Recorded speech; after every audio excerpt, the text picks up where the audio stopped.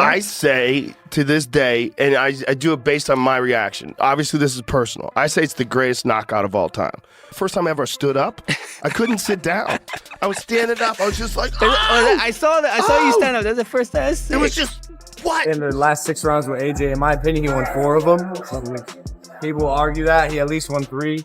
But when you take care of me forever and ever. When Anthony Joshua finally delivered the devastating 6th round knockout that ended Jake Paul's challenge in their highly anticipated heavyweight clash, Joe Rogan's live reaction perfectly captured the monumental impact on the world of combat sports.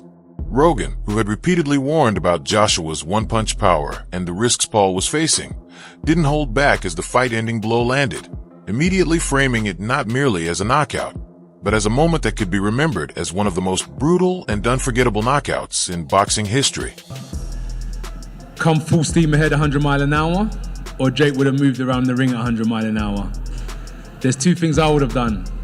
Tried to shut Jake down at 100 miles an hour, or I would have gone on the back foot.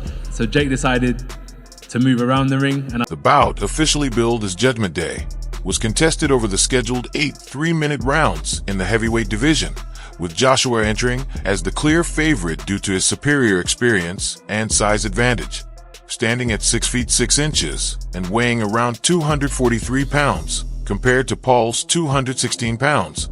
Joshua's physical edge was evident.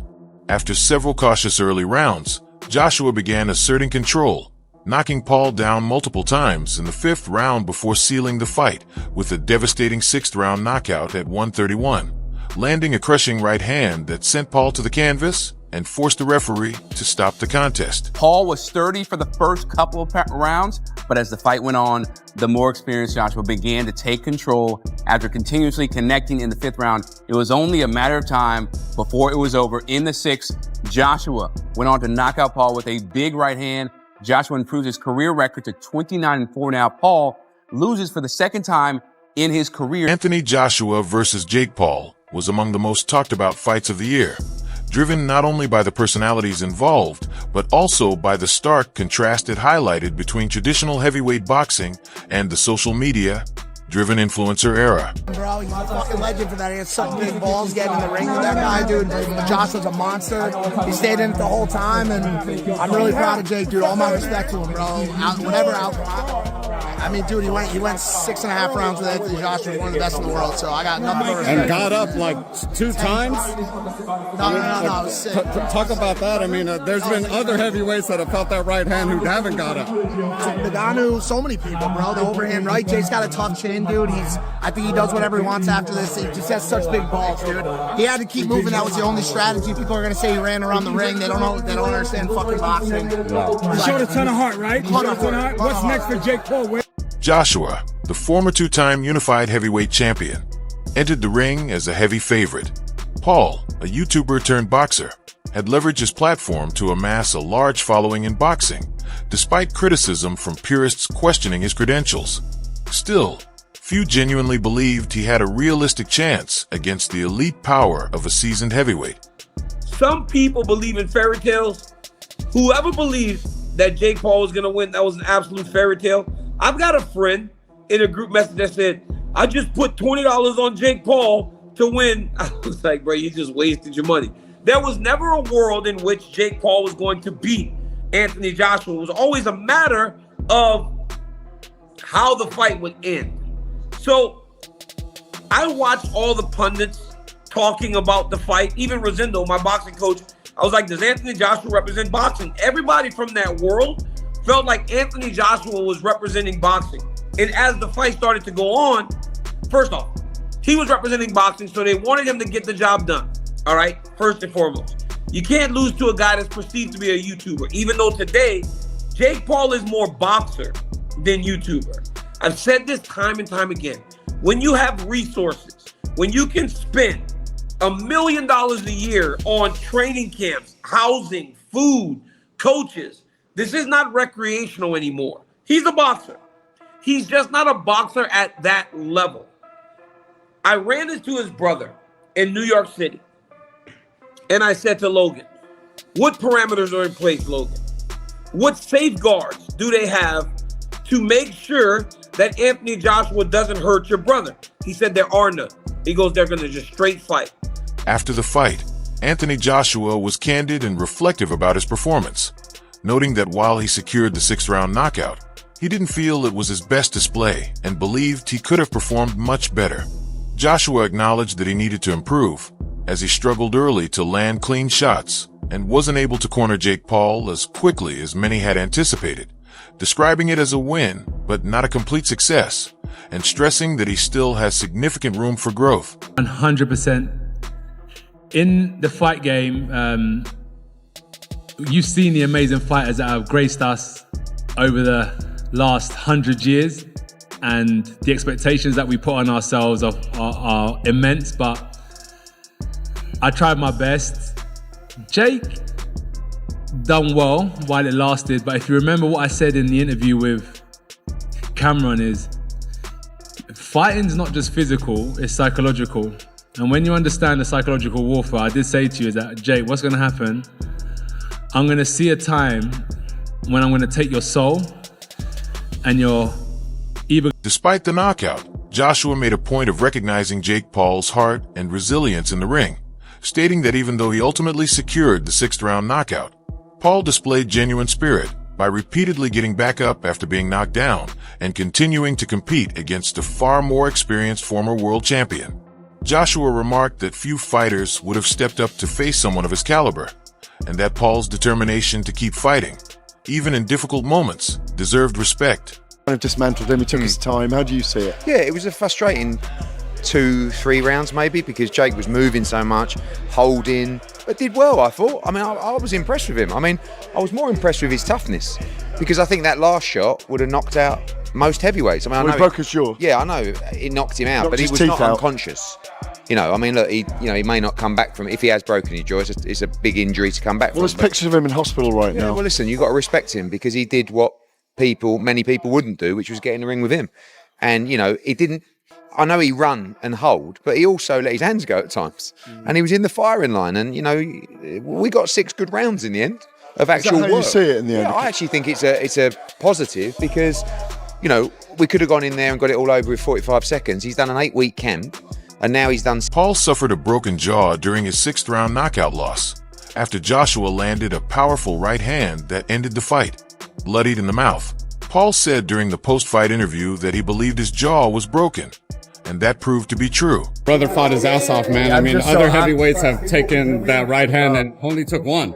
I'm just so proud of him. That was incredible. In my view, that was a victory on all fronts. Right. Like, minus the actual victory, obviously, of course, but bro, like, no one expected him to last 6 rounds with AJ. In my opinion, he won 4 of them. People will argue that he at least won 3. No one expected him to last that long. Rolled his ankle, broke his jaw, still fucking fighting, man. Like, that's toughness. You know, most people wouldn't have the balls ever to step in a boxing ring to bring in their life. He stepped in a boxing ring with one of the baddest men on the planet, who's 40 pounds heavier than him and 6 inches taller. That's insane. He's one of the most skilled fighters on the planet. My brother, as a fucking YouTuber, went 6 rounds with him in a fight with a broken jaw and rolled ankle. I'm so proud of him. That was just unbelievable. I saw you talking crap to AJ at one Bro, I point. was trying to get his head. I think I pissed him off. I was just saying fuck that shit. I love AJ. Yeah. But bro, I saw you going on the fight game. I was talking so much. But I just pissed him. Jake leaned into his signature bravado with a defiant post, sharing a screenshot of his x-ray showing a double broken jaw. Paul wrote, "Double broken jaw. Give me Canelo in 10 days." Medical scans and x-rays confirmed that his jaw was fractured in 2 places, often referred to as a double broken jaw. He drove himself to a hospital after the fight for treatment, with recovery estimated at around 4 to 6 weeks. Paul also posted images and updates on social media, confirming the fractures and thanking fans for their support. Nikisa, just down here, Jackford from the Sun. Just to follow up on Jake, he said he broke his jaw in the aftermath. Has he gone to hospital? What's the health update on Jake? Yeah, we think he broke his jaw. He's fine. We met with Netflix afterwards.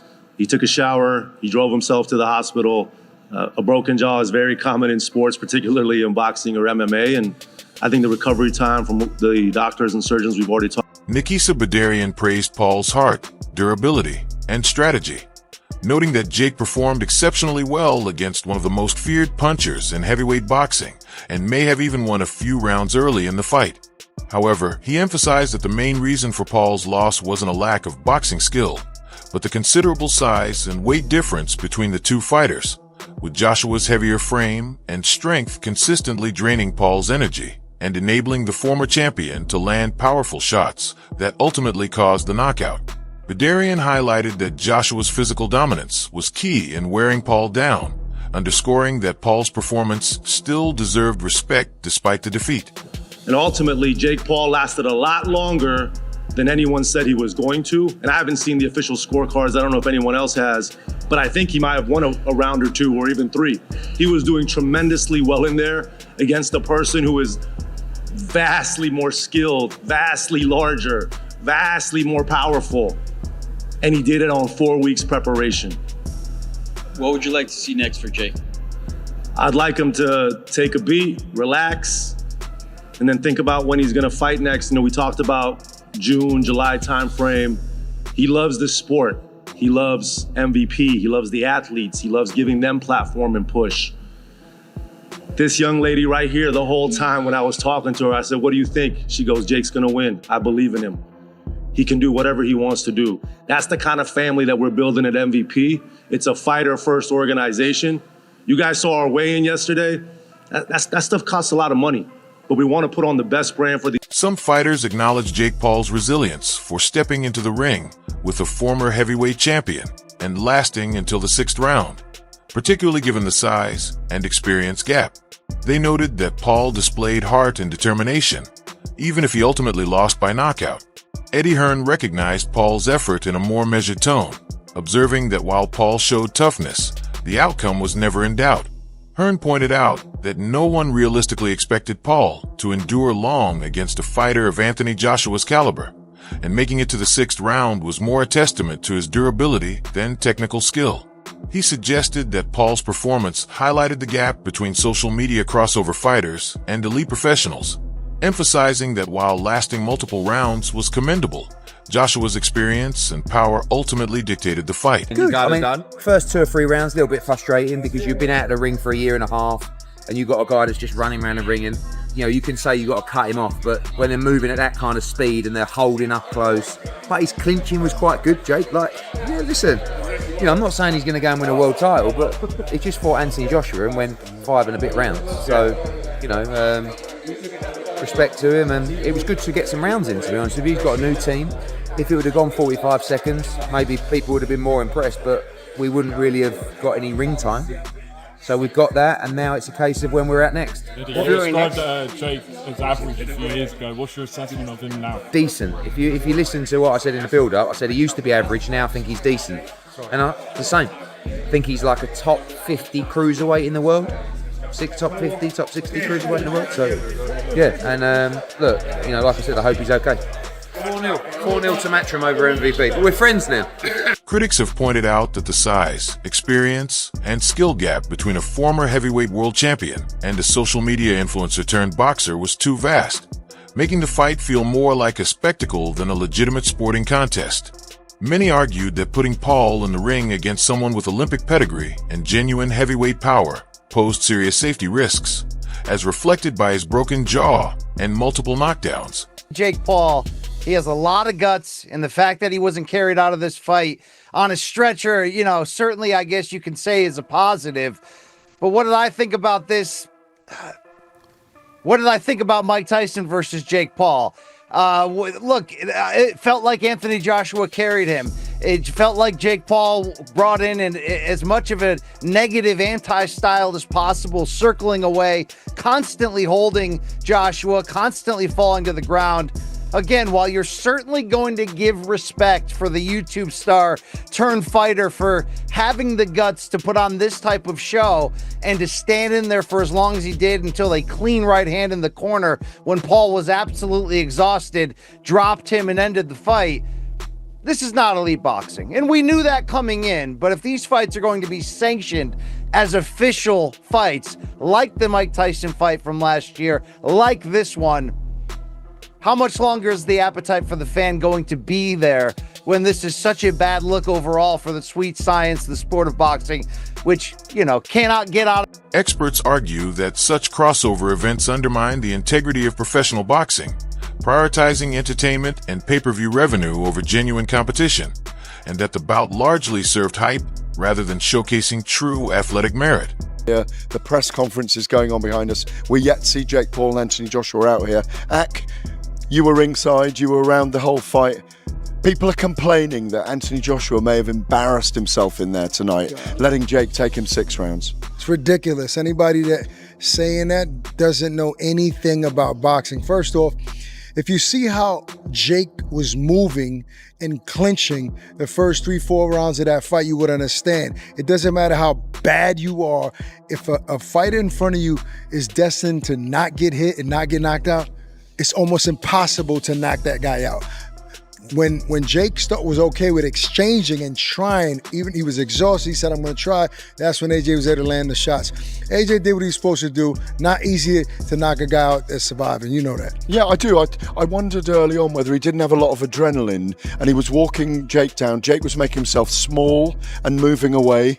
And AJ said, you know what? I'm going to take my time here and marinate you. Exactly. Listen, when a guy that's moving like Jake, that's inexperienced, you're going to gas out. I knew it for after half the first round. If Jake keeps moving like that, he's going to gas out in 2-3 rounds. And I noticed that AJ said, okay, I'm going to let him run around, right? People are screaming.